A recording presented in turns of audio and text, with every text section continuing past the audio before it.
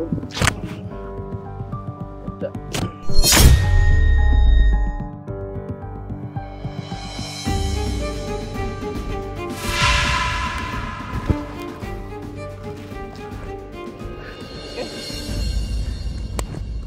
হয়ে গেছে। আচ্ছা যাই হোক, আপনি এখানে থাকেন, আমি আসতেছি। স্যার আপনি সব কি করছেন? আপনার এত দামি ড্রেস আপনি ছিঁড়ে ফেললেন? হ্যাঁ ছিঁড়ে ফেললাম, কারণ কি জানেন, ওই যে দেখুন আমার বন্ধু মুচি আর আমি এই শহরের নামি দামি ব্যবসায়ীর ভিতরে আমি একজন। আমার লক্ষ লক্ষ টাকা, কিন্তু আমার বন্ধু সে 500-700 টাকার জন্য সে মুচিগিরি করছে। আর ওর সামনে দামি দামি স্যুট প্যান্ট শার্ট এগুলো পরে যদি আমি যাই তাহলে ওর নিজে লজ্জা পাবে, যার কারণে ওর সামনে সবসময় আমি এই ছদ্মবেশ ধরেই যাই। যাই হোক, আপনি এখানে ওয়েট করুন, আমি আসতেছি। Okay sir. স্যার যে কি করছে না, কিছুই তো আমার মাথায় ঢুকছে না। ওই বিকেলে আসিস, লুডো খেলবো না। ঠিক আছে, হাতের কামটা শেষ করি, আমুনে যা। আচ্ছা ঠিক আছে।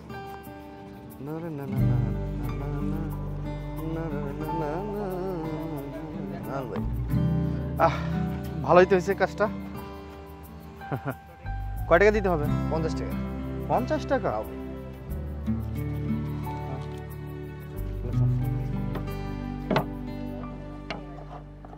জীবন গো তোমার কত রং, রঙের বাহার ও জীবন। বন্ধু আরে আইসোস? আসোস কেমন? ভালো আছি। সকালে নাস্তা কোনো কিছু হয়েছে? না নাস্তা মানে কিছু হয় নাই। কি করবো, কেউ টাকা পয়সা দেয় না, টাকা পয়সা না দেয় নাস্তা করুন কি দিয়া? টাকা দিব কোন হালায় আমার কত?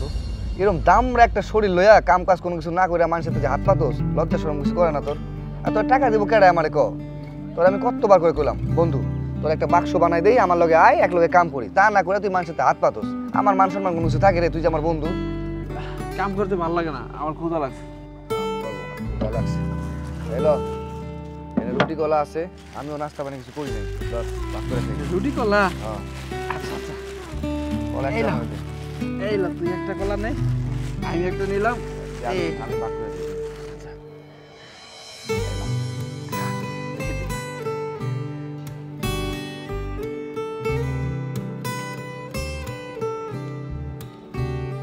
মজা আছে?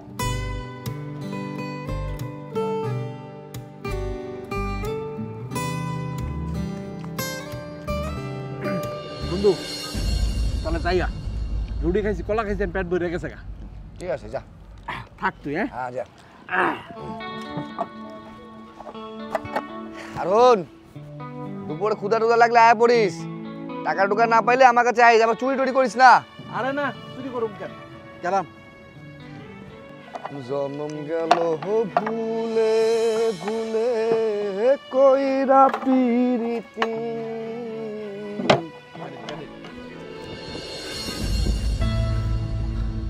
স্যার স্যার আপনি এসব কি করছেন?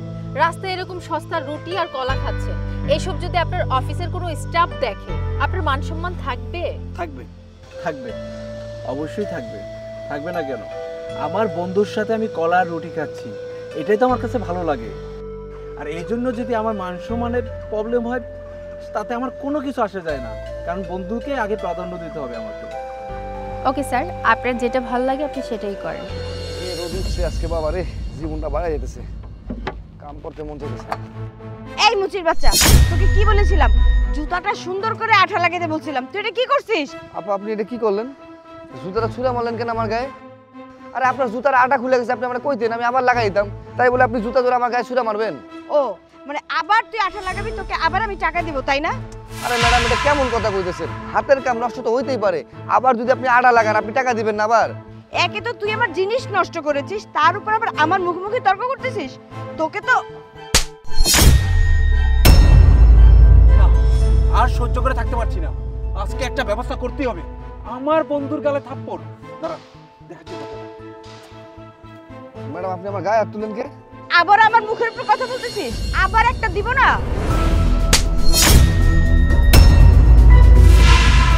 এত বড় সাহস, আমার বন্ধুর গায়ে হাত তুলোস না?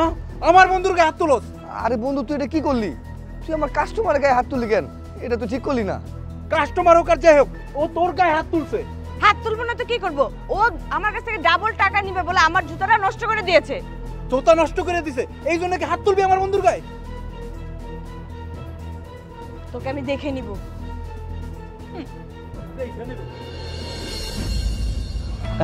বন্ধু এই কামটা কিন্তু তুই ঠিক করি না। আমার কাস্টমার হয় তুই এমনি মারলি ক? আরে তোর গায়ে হাত তুলছে, আর তোর গায়ে যদি কেউ হাত তুলে আমি কি সেটা দেখে বসে থাকতে পারি বল? তারপরেও কামটা ভালো হয় নাই। তুই মনে আমার অনেক ভালোবাসিস না রে? অবশ্যই তোরে ভালোবাসি, ভালোবাসবো না কেন? তুই তো আমার ভালোবাসস। আচ্ছা ঠিক আছে, যা আমি কামে বলবো না। আচ্ছা ঠিক আছে, গেলাম। যা তুই কাম কর। যা। সাবধানে যাইস। সোনিয়া, দেখুন আমার বন্ধু অনেক কষ্ট করতেছে, এভাবে রাস্তার ভিতরে মুচিগিরি করে এবং আমি গাড়িতে করে ঘুরি, আমার এত লক্ষ লক্ষ টাকার সেগুলো কি হবে বলুন তো? একটা কাজ করুন, আপনি আমার বন্ধুকে এখনই ফোন দিন, ফোন দিয়ে বলুন ওনার ব্যাংক অ্যাকাউন্টে সরকার থেকে উনি 1 কোটি টাকা গিফট পেয়েছে। স্যার আপনি এসব কি বলছেন? আপনার কিছুদিনের মধ্যে প্রজেক্টটা কমপ্লিট করে দিতে হবে। এখন যদি আপনি সেটা দিতে না পারেন, আপনার ব্যবসায় অনেক বড় লস হয়ে যাবে। আমি জানি আমার লস হবে, কিন্তু কিছুই করার নেই, কারণ আমার বন্ধু যেভাবে কষ্ট করছে আমি সেই কষ্ট সহ্য করতে পারছি না। আমি চাই আমার বন্ধুও আমার মতো কোটিপতি হোক, বড় লোক হোক, তাই এখনই যে কাজটা করতে বলছি সেটা করুন। ঠিক আছে স্যার, আমি বুঝতে পেরেছি, আমি এক্ষুনি কল দিচ্ছি।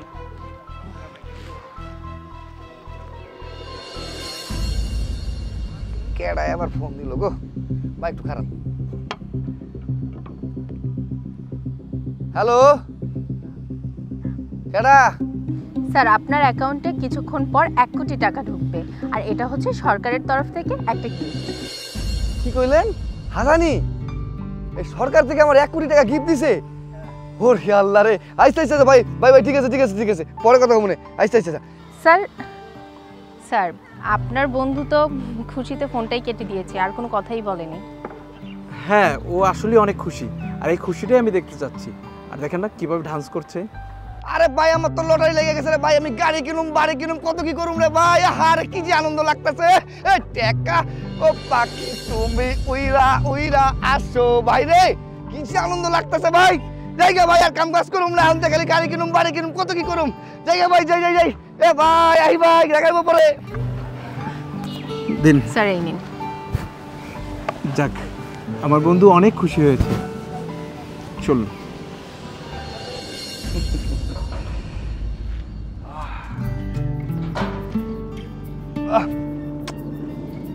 দামি দামি কাপড় পরে তো আমার সেই লাগতেছে, মানুষ তো আমরা চিনতেই পারবো না যে আমি মুছি আসছিলাম। সেই সুন্দর লাগতেছে আমার। আচ্ছা যাই, আজকে তো গাড়ি কিনতে হইব, গাড়িটা কিনে আই আগে। স্যার আপনার বন্ধুকে দেখছেন? মাত্র অল্প সময়ে টাকা পয়সা পেয়ে কত চেঞ্জ হয়ে গেছে, ওর চলাফেরাই চেঞ্জ হয়ে গেল। হ্যাঁ, আচ্ছা ঠিক আছে, আপনি ওয়েট করুন, আমি আসতেছি।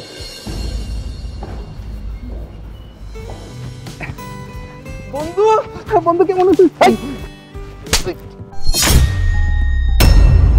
এই শালা গরিব ফকির ছোট লোক, তোর সাহস হলো কি করে তুই আমার জড়ায় ধরছস? হ্যাঁ এই তুই জানোস এই যে কাপড়টা আমি পরছি এটা একদম বিদেশ থেকে ইম্পোর্ট করে লইছি, আর এই ছেঁড়া কাপড় পুরো ময়লা কাপড় পুরো তুই আমার কাপড়টা নোংরা করে দিলি। তোর এত বড় সাহস, তোরে তোর যে আমার কি করতে মন চাইতেছে শালা ফকিরনির ঘরে ফকিরনি।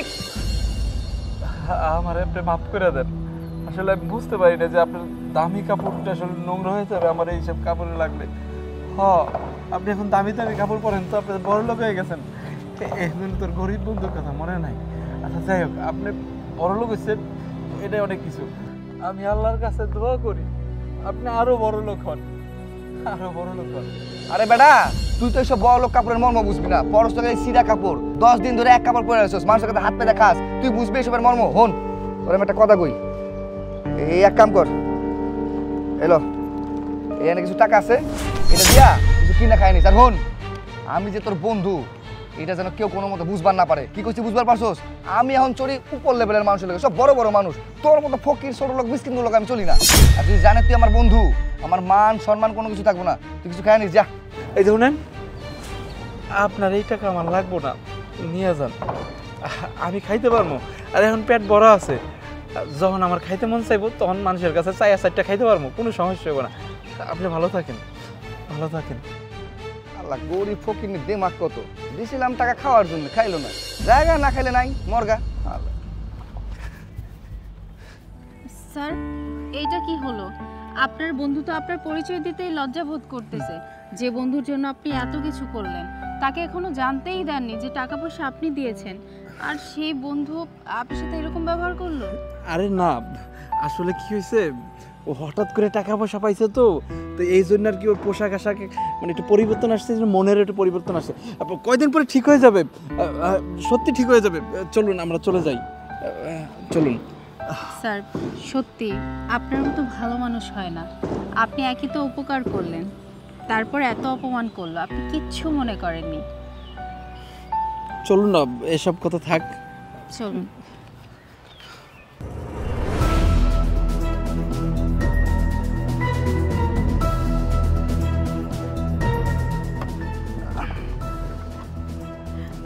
এই নাম বাজান বাজান।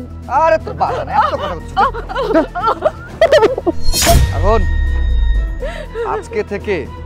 আজকে থেকে যেন তোকে আমি আমার বাসায় না দেখি, আমার বাসার ত্রিসীমানাও যেন তোকে আমি না দেখি, আর যদি দেখি তাহলে কিন্তু একদম তোর খবর আছে। তারপরও যদি আমার বাসার সামনে যাস তোকে কিন্তু আমি বিষ খাই মেরে ফেলবো। বাজার আমারে ফালায় রেখে যাস না, আমি এখানে কই থাকবো, কি খাবো বাজার? ও এই সব নাটক বন্ধ করতো। শোন, এই রাইতে যদি মনে কর যে থাকার জায়গা আমাকে না থাকে তাহলে এক কাম করবি, স্টেশন আছে, ওভারব্রিজ আছে, ওখানে শুয়ে পড়বি, কিন্তু ভুল করেও আমার বাসার সামনে আসার চেষ্টা করবি না, তা না হলে কিন্তু কি করবো বুঝতে পারছিস। এই চলো। এই দাঁড়ান,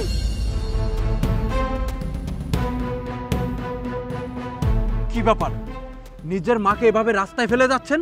আরে আমি আমার মাকে রাস্তায় ফেলে যাবো না, মাথার উপরে উঠে রাখবো, সেটা আমার একান্ত ব্যক্তিগত ব্যাপার। তুই এখানে কি করিস? এখানেই আমার বাসা, আর এখানেই আমরা দুজন কাজ করি, এই ইট ভাঙার কাজ করি। আরে তুই ইট ভাঙার কাজ করিস না কি করিস সেটা তোর ব্যাপার, তুই আমাদের মাঝখানে কেন নাক গলাচ্ছিস? আরে কেন নাক গলাচ্ছি? আরে তুই তো একটা নির্লজ্জ, আর যদি নির্লজ্জই না হতি নিজের মাকে এত কষ্ট দিয়ে এভাবে রাস্তায় ফেলে দিতে পারতি না। আরে তোর মা কত না কষ্ট করেছে তোর জন্য। আরে যে সয় সম্পত্তি ছিল দুই ভাইয়ের, সেই সয় সম্পত্তি শুধু তোর নামে একার নামে করে নিয়েছে আমার বাবার কাছ থেকে। শুনছো, তোমাকে তো একটা কথা বলাই হয়নি। কি? আরে এখন থেকে এই বাড়ি ঘর বিষয়াদি সম্পত্তি যা কিছু আছে এই সব কিছুই আমার, আর আমার মানে তো তোমারই, তাই না? তুমি সত্যি বলছো এই সবকিছু আমাদের? হ্যাঁ, এই সব কিছু আমাদের। এত বড় সাহস, তুই আমার গায়ে হাত তুলেছিস? এই তুই আমার গায়ে হাত তুললি? আমি তোর বড় ভাই। তুই আমার বড় ভাই না, তুই আমার সৎ ভাই। সৎ ভাই না? এই তুই বাড়ি ভাড়ার টাকা একা উঠাইয়া কেন তোর নিজের পকেটে ঢুকাইলি? আমার ভাগেরটা কোথায়? তোকে কেন ভাগ দিতে যাবো? তোকে আমি একটা টাকাও আমি ভাগ দেবো না। এই বাড়ি ভাড়া যা আসে 50-50 ভাগ পাবো, সেটা ভাগ আমাকে দে। কেন দেবো তোকে ভাগ? এই তোকে আমি ভাগ দিব কেন? একে তো তুই আমার নিজের ভাই না, তুই আমার সৎ ভাই, আর এইসব বিষয়াদি সম্পত্তি যা কিছু আছে এখন সব কিছু আমার নামে, তাই তোকে আমি একটা টাকাও দেবো না। না, তোর নামে মানে? এই আমার এই বাড়িতে কিছুই নাই। হ্যাঁ, এই বাড়ি সবকিছু তোর একার। ঠিক আছে, মার কাছে যেহেতু জিজ্ঞাসা করতে বলছিস, মার কাছে জিজ্ঞাসা করতেছি। মা, মা, মা দেখো ও কি বলছে। এই বাড়ির সয় সম্পত্তির কোনো ভাগই নাকি আমার নাই, সবকিছু নাকি ওর একার। হ্যাঁ, ও তো ঠিকই বলেছে, এই বাড়ি সয় সম্পত্তি যা কিছু আছে সব তো ওর নামে, এই বাড়িতে তো তোর কিছুই নেই। কি আমার কিছু নাই মানে? ওই মা, এটা কেমন কথা কইতাছো? হ্যাঁ, বাবার দুইজনই সন্তান, সেটা ও আর আমি, ভাগ দুইটাই হবে, আর সবকিছু ওর একার হবে কেন? দেখ,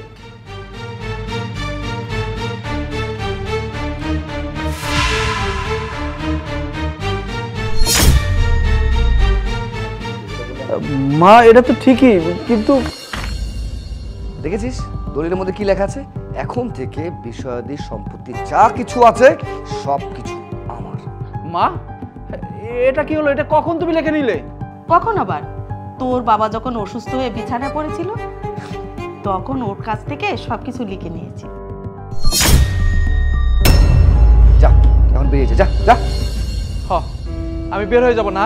মা এই কাজটা তুমি কিভাবে করলা? আমার সাথে এইভাবে অন্যায়টা কেমনে করলা? হ্যাঁ, আজকে আমি তোমার সৎ ছেলে বলে তুমি আমাকে এভাবে ঠকালে। আজকে যদি আমি তোমার আপন সন্তান হতাম তখন তুমি কি করতে? হ্যাঁ, তুই তো আমার সৎ ছেলে, সতীনের ছেলে, আর ও হলো আমার ছেলে, আমার গর্বের ছেলে। তো সব মাই তো চাবে যে নিজের সন্তান বড় থাক, সুখে থাক। আমি বুঝতে পেরেছি, তুমি আমারে নিঃস্ব করছো আর তোমার আপন সন্তানকে সবকিছু দিয়ে দিছো। এই শোন, এত নাটক না করে চুপচাপ এখান থেকে বেরিয়ে যা, যা। আচ্ছা ঠিক আছে মা, আজকে যে অন্যায়টা তুমি আমার সাথে করেছো এই অন্যায়ের শাস্তি একদিন উপর আল্লাহ দিবে তোমাকে। আমি চলে যাচ্ছি আমার বউকে নিয়ে। থাকো, ভালো থাকো তোমরা। এই চুপ কর তো, যা যা, এই বাড়ি থেকে বেরিয়ে যা। চলো। আজকে আমি সৎ ছেলে, আমি কষ্ট করে করে ঘুরছি এবং মানুষের কাজ করে বেড়াচ্ছি, আর তুই খুব আরামে আয়েসে আছিস। বড় বাড়ি পেয়েছিস বাবার, সয় সম্পত্তি পেয়েছিস বাবার, আর আমাকে করেছিস নিঃস্ব। সেটা করেছে এই মহিলা। আর আমার কোনো সয় সম্পত্তির প্রতি কোনো লোভ ছিল না, লোভ একটাই জিনিসের প্রতি ছিল, সেটা ভালোবাসা। আমি তোকে ভাই হিসেবে ভালোবাসতাম আর আমি মাকে মা হিসেবে ভালোবাসতাম, কিন্তু সেটা তোরা করিসনি, আমার মাও করেনি। আমাকে সবসময় সৎ বলেই জেনে আসছে। আরে আমি যদি চাইতাম আমি সয় সম্পত্তি আমি বাবার কাছ থেকে অনেক আগে লিখে নিতে পারতাম, কিন্তু সেটা আমি করিনি। আর যদি আমি করতামও, করে যদি তোদেরকে আমি রাস্তায় ফেলে দিতাম তখন কি করতি? তখন তোর কেমন লাগতো মা, তোমার কেমন লাগতো? কিন্তু আমি সন্তান হিসেবে সেটা আমি করিনি। আর দেখো মা, আজকে যে সন্তানকে তুমি সবকিছু লিখে দিয়েছো সেই সন্তানই আজকে তোমাকে রাস্তায় ফেলে দিচ্ছে। আর যে বাড়ি থেকে আমাকে বের করে দিছো সেই বাড়ি থেকে তোমার সন্তান বের করে দিছে। দেখো খোদার কি নীলা খেলা। আসলে খোদার নীলা খেলা না বোঝা বড় দায়। আজকে আমার বউটা কষ্ট করছে, আমার বউটা গর্ভবতী, এই অবস্থায় এই যে রাস্তার ভিতরে ইট ভাঙতেছে, কতটা কষ্ট করতেছে, আমি কষ্ট করতেছি, দিনের পর দিন কাটতে আছি। কেন? শুধু তোমাদের কারণে। তারপর আমি তোমাদের কাছে যাই না, আমাকে একটা টাকা দাও, আমাকে একটা পয়সা দাও, আমার সম্পত্তির ভাগ দাও। আমি চাই তোমরা ভালো থাকো আর তুই ভালো থাকিস। আর তুই নাকি আজকে মাকে রাস্তায় ফেলে দিচ্ছিস। এই তুই কেমন সন্তান? সন্তান হয়ে কিভাবে পারো তুই মাকে রাস্তায় ফেলে দিতে? তুই কি মানুষ নাকি অমানুষ? থাম বাবা, থাম, আর বলিস না, আমি আর সহ্য করতে পারতেছি না রে বাবা। যার জন্য আমি এত কিছু করলাম, বেইমানি করে ঠগায়ে তোর বাপের কাছ থেকে সমস্ত সম্পদ নিয়ে ওর নামে লেখা দিছিলাম। ভাবছিলাম তোর কাছে থাকলে, তোরে দিলে আমি মনে হয় বাড়িতে থাকতে পারবো না, পেট ভরে খেতে পারবো না। আর আমার এই পুরা কপাল, এখন দেখছি আমি আমার নিজের সন্তানের কাছেই ঠাঁই নাই। বাবা, আমি পাপী, আমি মহা পাপী। আমারে তুই ক্ষমা কইরা দে বাবা, ক্ষমা কইরা দে। না না মা, আপনি আমাদের কাছে ক্ষমা চাইেন না। আপনার প্রতি আমার বা আপনার ছেলের কোনো রাগ নাই। কিন্তু মা, আপনি যে ভুল করছেন, তখন যদি আপনি আপনার দুই সন্তানদের সমানভাবে দেখতেন তাহলে আজকে আপনার এই দিনটা দেখতে হইতো না। এই তুমি কি এখানে দাঁড়িয়ে দাঁড়িয়ে এসব নাটক দেখবে নাকি? চলো এখান থেকে। চলো, এদের নাটক দেখার মতো কোনো সময় নেই, চলো।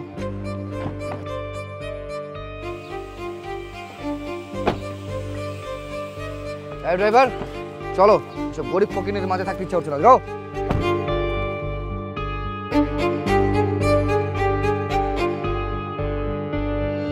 তাইলে আমিও যাই, কোনো রাস্তার ধারে যাইয়া থাকার ব্যবস্থা করি।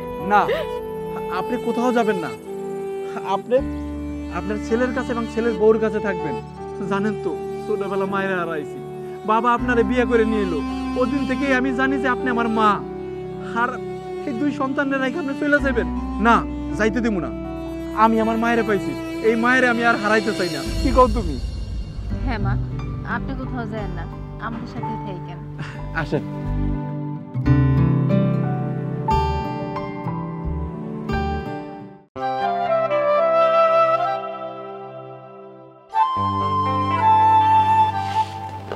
দোলা, একটু তাড়াতাড়ি কাজ করো। এতদিন পর আমার ভাই আমার বাড়িতে আসছে, আজকে এতদিন পর আমি আমার ভাইকে নিয়ে ইফতার করব। একটা কাজ কর, এখানে বস, দুইজন একসাথে গুছিয়ে নেই। সব দেওয়া শেষ এখন।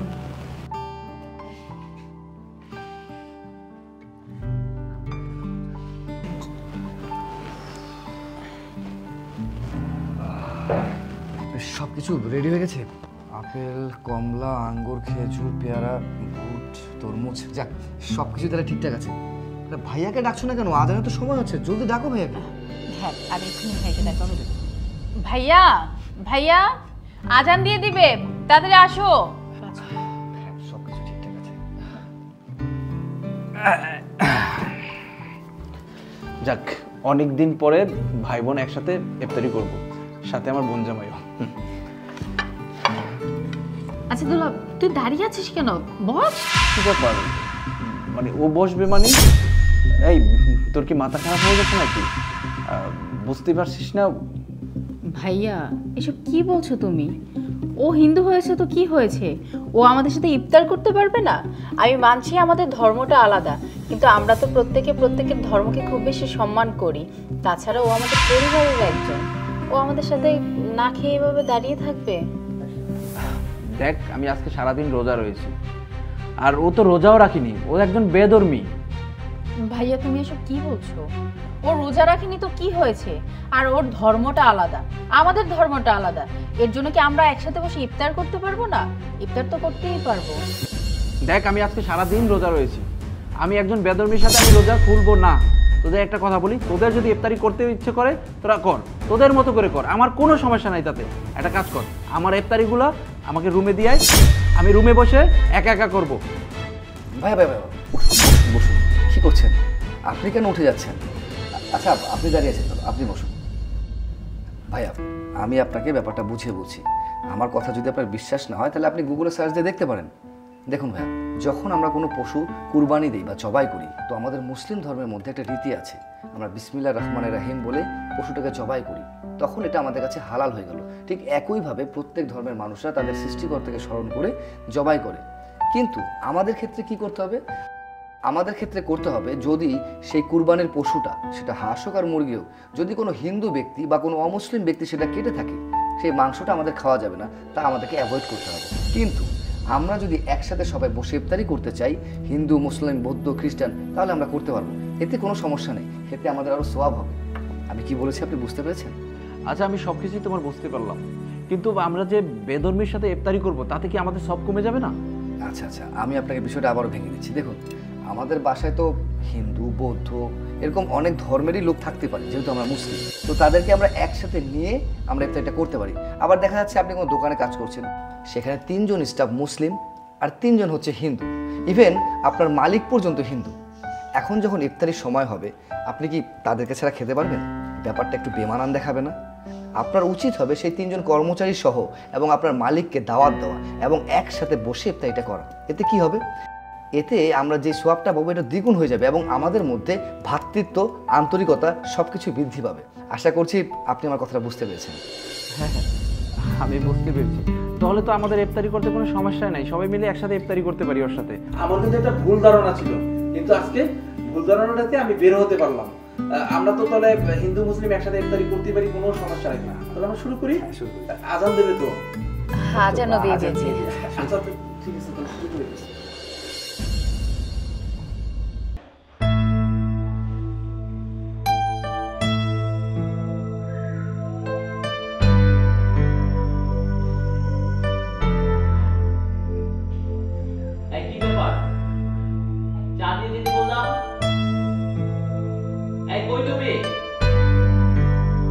তোমাকে কখন চায়ের কথা বলেছি? মেজাজ কিন্তু গরম হচ্ছে এবার, তাড়াতাড়ি চা আনো। অকর্মটা কোথায়? চা দিচ্ছ না কেন? কি হয়েছে আপনার? এভাবে চিৎকার করছেন কেন? শুধু চিৎকার করেছি, তোমার গায়ে যে হাত তুলি নেই সেটা অনেক বড় ব্যাপার। আমার চা কোথায়? আপনি কি বলছেন? আপনি আমার গায়ে হাত তুলবেন? তুলবো না? তুলবো না তো কি করবো? আধা ঘন্টা যাবত আমি চা চা চা করে গলা শুকায় ফেলছি। আমার চা কোথায়? হ্যাঁ, আপনি চা চেয়েছেন, কিন্তু আপনাকে চা দেওয়ার আগে আমি আমার নামাজটাকে ইম্পর্টেন্ট মনে করেছিলাম, তাই আমি আমার নামাজটা শেষ করে আসছি।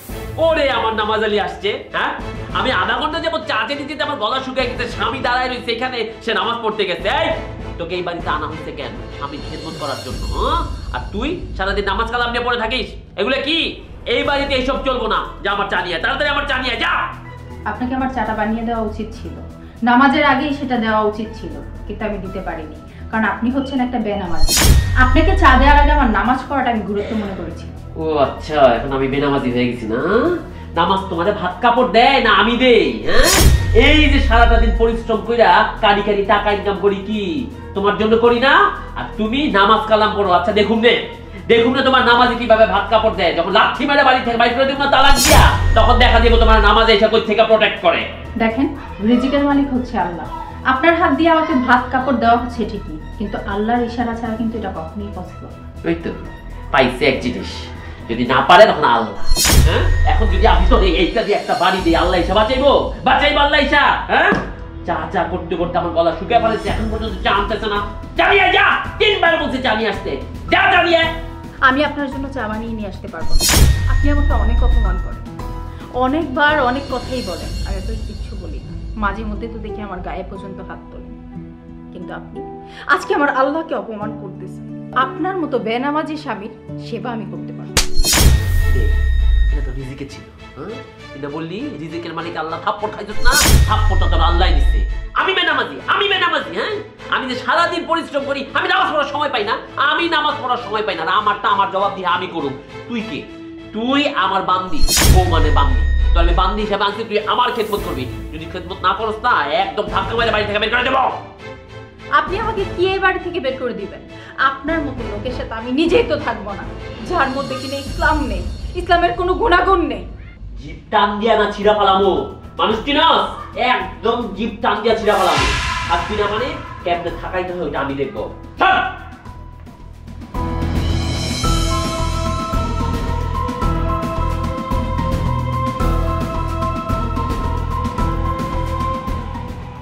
খুব উদ্ধার করে ফেলাইছো, নামাজি বউ বিয়া করাইছো, আমার জীবনটা তামা তামা করে ফেলাইতেছে। বুঝাও রে, আমার কথা মতো জানি চলে।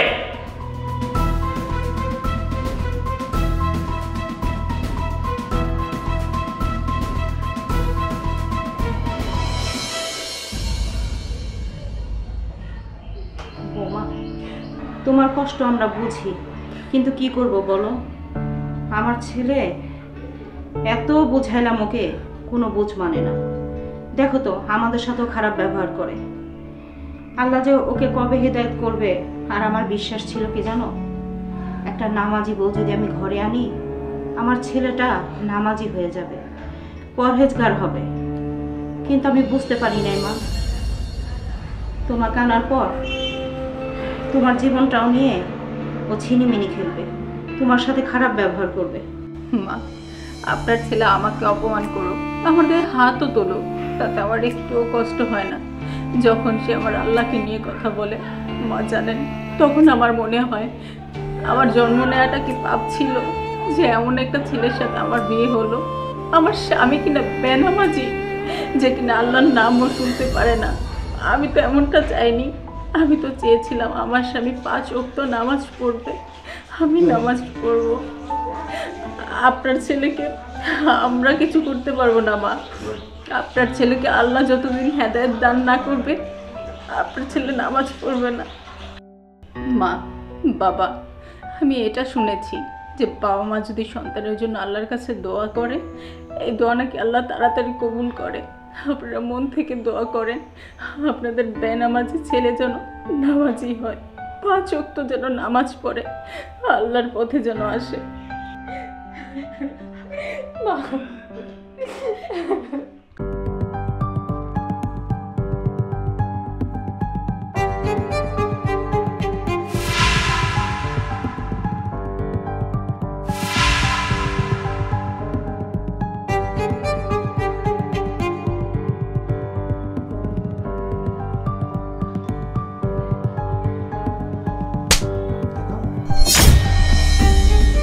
রান্না করেছিস? খাবার তো আমি মুখেই দিতে পারতেছি না। এসব খাবার খাওয়া যায়? এই, রান্না যে করেছিস, খেয়ে আগে দেখিসনি রান্নাটা কেমন হয়েছে? তরকারিতে লবণ বেশি হয়েছে নাকি ঝাল বেশি হয়েছে? আর রোজা থেকে কোন তরকারিতে লবণ বেশি হইলো, কোন তরকারিতে ঝাল বেশি হইলো, এটা কি দেখা যায়? তোকে কে বলেছে রোজা থাকতে? আমি বলেছি নাকি আমার পরিবারের কেউ বলেছে? রোজা থাকার জন্য তোকে মাসে মাসে টাকা দেওয়া হয় না, এটুকু বুঝিস না? আপা, আর যাই বলেন, রোজা নিয়ে এই ধরনের কথা বলেন না, তাইলে তো পাপ হইব। এই, একদম চুপ থাকবি। পাপ পুণ্যের হিসাব আমাকে শিখাতে আসিস না। মা, মা, কি ব্যাপার, কি হয়েছে? কি হয়নি সেটা বলেন। আপনার এই জমিদার কাজের লোক আমাকে পাপ পুণ্যের হিসাব শেখাচ্ছে। ওর কত বড় সাহস, একই তো কাজ বাদ দিয়ে এখানে এসে নামাজ পড়ছে, আবার আমার মুখে মুখে কথা বলছে। এই চাকরানির বাচ্চা, তোকে কি বলেছি? তোকে বারবার বলি নাই যে নামাজ রোজা বাদ দে, কাজে মনোযোগী হ? আজকেও মনে হয় রান্নার কাজে তুই ঝামেলা করেছিস। তা না হলে আমার বৌমা তো চেতার কথা না। এই, তোকে মাসে মাসে টাকা দেই কিসের জন্য? এই রোজার নামাজ পড়ার জন্য? সংসারের কাজে অমনোযোগী হওয়ার জন্য? আর বারবার বলবো না, আজকে বলে দিচ্ছি, এরপর থেকে যদি এরকম ভুল হয় না, তোকে যে কিভাবে সাইজ করতে হয় সেটা আমি ভালো করেই জানি। মা শোনো, এরকম চাকরানি আমাদের কোনো প্রয়োজন নেই। তুমি একটা কাজ করো, আজকেই ওকে বাড়ি থেকে বের করে দাও। আর এরকম একটা চাকরানি নিয়ে আসো যে নামাজ রোজা কিছুই করবে না, সারাক্ষণ আমাদের কাজ নিয়ে ব্যস্ত থাকবে। আমার বাড়ি করে দেন। আপনাদের বাড়িতে কাজ করার চেয়ে না করাই ভালো, কারণ যারা দিনের কাজে বাধা দেয় তাগর বাড়িতে কাজ করলে আমারই পাপ হইব। মা, আপনি শুনেছেন এই চাকরানির বাচ্চাটা কি বলেছে? কত বড় সাহস, আমাদের মুখের উপর কথা বলছে। কি ব্যাপার, কি হয়েছে এখানে? কি হয়েছে তুমি জানো না? তোমার এই নামাজে রোজাদার চাকরানি প্রতিদিনই আমাদের মুখে মুখে তর্ক করে, একটুও ভয় পায় না, বরঞ্চ যেসব কথা শোনালো না মনে হচ্ছে উনিই জমিদার, আমরাই চাকরানি। হ্যাঁ বাবা, মা একদম ঠিক বলেছে। কথায় কথায় শুধু ইসলামের কথা বলে, আমাদেরকে জ্ঞান দেয়। এগুলো কি ঠিক? আপনি বলেন। মনে হচ্ছে এইবারের চাকরানি আমরা, আর মালিক হচ্ছে ও। বৌমা, তোমার আর কিচ্ছু বলতে হইব না, আমার যা বোঝার আমি বুঝে গেছি। কিরে, এই এই, আচ্ছা, এই কয়েক তো নামাজ আর রোজা কইরা নিজের খুব জ্ঞানী মনে করতেছো, পণ্ডিত মনে করতেছো না? ওগুলা বাদ দিয়া কাজে মন দে, আর যদি মন না দেস ঘাট ধাক্কা দেখ বাইরে থেকে বাইরে করে দিব। থামো বাবা।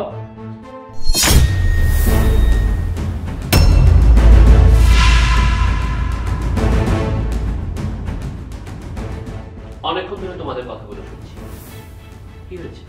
কেন ওর সাথে বাড়ি ব্যবহার করছো? তুমি আমার বাবা, তোমার নামটা তোমার মনে আছে? মোহাম্মদ ইউনুস। কিন্তু বাবা, তোমার নামের আগে মোহাম্মদ লাগানো উচিত না। প্রশ্ন করতে পারো কেন? কারণ মোহাম্মদ নামটা মুসলিমদের আগে লাগানো উচিত। তুমি মুসলিম? তুমি মুসলিম, তবে জন্মসূত্রে মুসলিম। তোমার বাবা মুসলিম ছিল, মুসলমানের ঘরে তুমি জন্মেছ, তাই তুমি মুসলিম। কিন্তু মুসলিমের একটা আচরণও তোমার মধ্যে প্রকাশ পায়নি, শুধুমাত্র লেবাসটা ছাড়া। তুমি তো লেবাসধারী মুসলিম। রোজার মাস এলেই মাথার মধ্যে একটা টুপি দিয়ে ভাঁজ ভাঙা পাঞ্জাবি পরে পুরো এলাকা ঘুরে বেড়াও। কি আমি রোজা রেখেছি? মানুষকে আবার হাদিস কোরআনের কথা বলো না? এই, তুমি কয়টা রোজা রাখো? আমার জ্ঞানও তো আমি তোমাকে কোনো রোজা রাখতে দেখি না। তুমি রোজা ভেঙে বলো রোজা রেখেছো, ফাঁকি দিচ্ছ, মানুষকে ফাঁকি দিচ্ছ। কিন্তু যাকে ফাঁকি দেয়ার তাকে কি ফাঁকি দিতে পারছো? পারছো না। উপরওয়ালা সব দেখেন, কারণ তিনি সর্বত্র বিরাজমান। আর তুমি কি না এই চাকরানিকে মারতে চাইছো কেন? রোজা নামাজ এগুলো করছে দেখে? ছি বাবা। আর মা, তুমি হাজি বংশের একমাত্র মেয়ে, সারাক্ষণ মেকআপ মেকআপ, দামি শাড়ি, টিভি সিরিয়াল। রোজার মাসটা তো বাদ দিচ্ছ না। মানুষের ঘর থেকে রোজার মাসে কোরআন তেলাওয়াতের শব্দ আসে, আর আমার ঘর থেকে আসে টিভি সিরিয়ালের ঝগড়াঝাটি। এই আমার মা।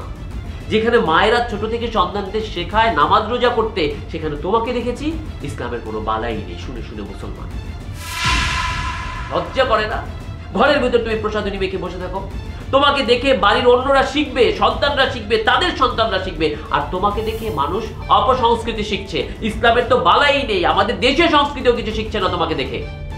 আর আমার গুণবতী স্ত্রী, তুমি নাকি অন্তঃসত্ত্বা। একটা মেয়ে অন্তঃসত্ত্বা হলে সে ইসলামিক পথে চলে, প্রতিদিন কোরআন পড়ে সুসন্তান হওয়ার জন্য, মানুষের সাথে ভালো ব্যবহার করে, কারণ সে বাচ্চার জন্য দোয়া নেয়।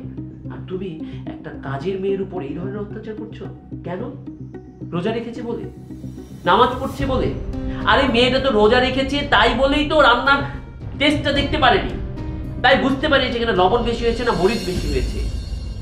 মেয়েটা রোজা রেখেছে, রোজার ফজিলত বোঝো, রোজা মানে বোঝো। তা বুঝবে কি করে? যে ঘরে এইরকম সংস্কৃতি চালু আছে সেই ঘরে তো রোজার মানে বোঝাই যাবে না। রোজার মাসে কেউ যদি একটা পুণ্যের কাজ করে, একটা সওয়াবের কাজ করে, তার নামে 70টা সওয়াবের কাজ লেখা হয়। বুঝতে পেরেছো? বোঝনি। এই মেয়েটা জানে। এই চাকরানিটাকে আমি যতদিন থেকে দেখেছি ততদিনই দেখেছি 5 ওয়াক্ত নামাজ পড়ছে। এখন রমজান মাসে সে রোজা করছে, আমাদের ইসলামের স্তম্ভ কয়টা? 5টা। কালেমা, নামাজ, রোজা, যাকাত, হজ। আমাদের ইসলামের যে 5টি স্তম্ভ না, এর মধ্যে 3rd স্তম্ভটাই হচ্ছে রোজা। তোমরা রাখছো না, কিন্তু এই মেয়েটা রোজা রাখছে। এই চাকরানি রোজা রাখছে বলেই বোধহয় আমাদের ঘরে এখনো রহমত আছে। আর তোমরা ওকে বকাবকি করছো, ওকে বকাবকি করছো। এটা তোমাদের তো পাপ হচ্ছে, সেই পাপের ভাগীদারি আমিও হচ্ছি, কারণ এই পরিবারের অংশ আমিও।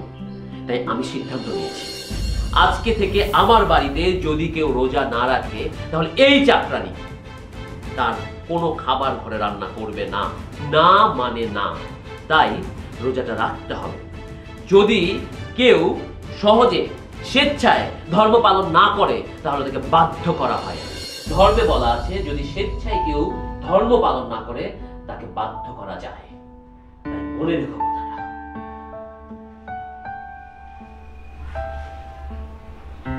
আমি মসজিদে গেলাম। হাসি যাই নামাজটা দে। বোমা চল আমরা নামাজ। হ্যাঁ মা, আমি অজু করে আসি। চলো।